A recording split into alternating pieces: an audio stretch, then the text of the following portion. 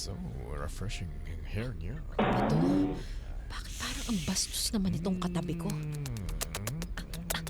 Ano ba, kuya? Kanina ka pa, ha? Oh, bakit? Ano ba ito? Kanina ka pa. Akala mo hindi ko napapansin yung mga pinagagagawa mo? Eh? Nagpapanggap ka nagigit-git kita, pero ang totoo, ikaw tong gumigit-git sa akin. Wala akong ginagawa sa'yo. Hindi kita ginigit-git, no? Hello. Sabi mo, hello. Akala ka dyan, subukan mo pa ulit talaga. Oy, ano nangyayari dyan? Wala, Mr. Driver. Oy, miss, huwag kang gumawa ng commotion dito, ha? Alam mo naman na. Ginagawang commotion. Wala akong naririnig. Bakit nag-feeling ka na tinatapik-tapik kita? Ano ba? Don't touch Talagang me. hinahawakan mo pa ako? And you don't ever Ang touch me. bastos mo! Bastos! Bastos! Hoy! Tingnan lang, ano ba nangyayari dyan? Bastos mo! Miss, ano ba nangyari dito? Kasi naman kuya kanina pa ako ginigit-git niyang lalaking yan. Saglit lang ha. Nagpapanggap siya na ako raw yung gumigit-git at sumisingit sa kanya pero ang totoo, chinachansingan lang ako ng bastos na yan. Oy, excuse me, no? Wala, hindi ba't kita sa chance again? Bakla ko, Hoy, saglit lang ha. Ma'am, ano po bang ginagawa sa inyo, ma'am?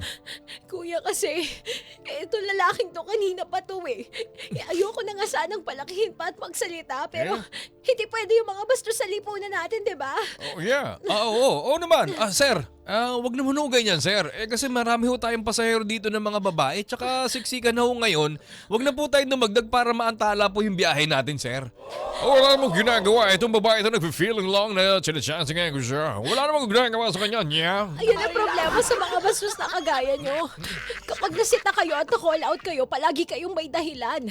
At kami pang may kasalanan? Ha? Sa punto man to, ano suot ko? Hindi naman ako naka-shorts. Ano? Maidadahilan mo pa ba ang saplot na suot-suot ko? Excuse me, no? Hindi ako interesado sa'yo kasi hindi ka nga naka-short. Ikaw naka-short ka, interesado ko sa'yo.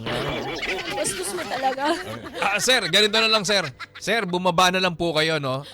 Kasi po, pag hindi po kayo bumaba dito, ire-report ko po kayo, sir, sa mga amo ko tsaka sa mga marshal po dito sa BGC.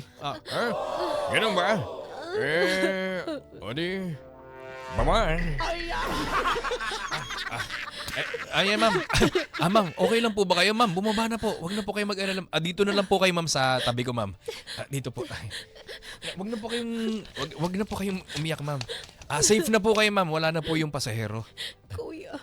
Kuya, sorry ha. Nagpapanik lang ako kasi first time ko lang yung gano'n na may bastos.